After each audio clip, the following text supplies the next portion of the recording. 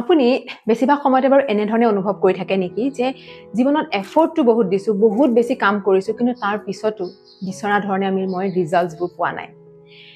আৰু তেনে ক্ষেত্ৰতে এনেকুৱা হৈ যায় যে জীৱনটোত যেন একো ভাল লগা নাই, যেন আধৰুৱা হৈ পৰিছে। ৰিলেশ্যনশ্বিপৰ ক্ষেত্ৰতে হওক, কেৰিয়াৰ মানিৰ লগতে হওক, ধন টকা পইচা হওক বা স্বাস্থ্যৰ ক্ষেত্ৰতে হওক, যে স্বাস্থ্যৰ ক্ষেত্ৰতো বিভিন্ন ধৰণৰ ইটো নহয় সিটোৰ পিছত দেখোন এইটো হৈয়ে থাকে। আৰু তেনে সময়তে আমি এটা নেগেটিভ থট প্ৰচেছত সোমাই যাওঁ আৰু এনেকুৱা লাগে যেন এইটোৱে লাইফৰ ৰিয়েলিটি। আৰু তেতিয়া অনুভৱ হয় যে হেপিনেছটো যেন সহজ নহয়, সুখী যেন সহজে হ'ব নোৱাৰি। এইটো আচলতে হৈছে এটা আমাৰ মাইণ্ডৰ ফেনমেনন। এই নেগেটিভ ফেনমেননটোৰ জৰিয়তে, নেগেটিভ পৰিঘটনাটোৰ মাজেৰে কিন্তু আমি জীৱনত পজিটিভ ইম্পেক্ট আনিব নোৱাৰোঁ।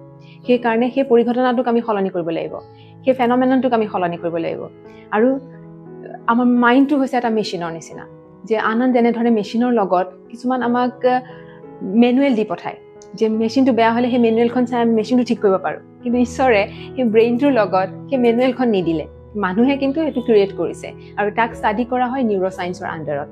আৰু NLP হৈছে এনে এটা টুল, যেনে এটা সঁজুলি, যাৰ জৰিয়তে আমি সেই নেগেটিভ থট প্ৰচেছবোৰৰ পৰা আমি নিজকে মুক্ত কৰিব পাৰোঁ।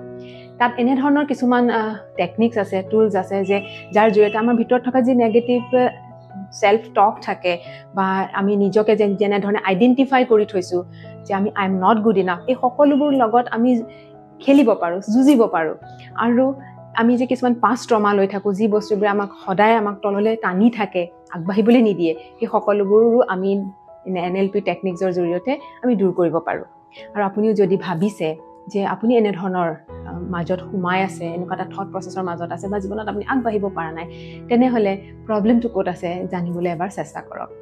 মই যিসকল মোৰ এই চেনেলত আজি প্ৰথমবাৰৰ বাবে আহিছে, তেওঁলোকক মই জনাওঁ, মোৰ নাম কশ্ৰী মহন্ত আৰু মই এগৰাকী NLP কোচ, আৰু মই নিজকে মেণ্টেল ৱেলনেছ কোচ বুলি কওঁ, যিহেতু মই এগৰাকী হিলাৰ। আৰু মই সহায় কৰোঁ সেই তেনেধৰণৰ নেগেটিভ থট প্ৰচেছবোৰৰ পৰা নিজকে কেনেধৰণে উলিয়াব পাৰি আৰু কেনেধৰণে এটা পজিটিভ মাইণ্ডছেট ক্ৰিয়েট কৰিব পাৰি।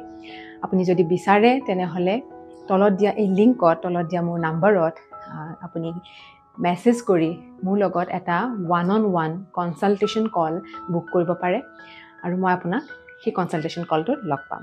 Thank U.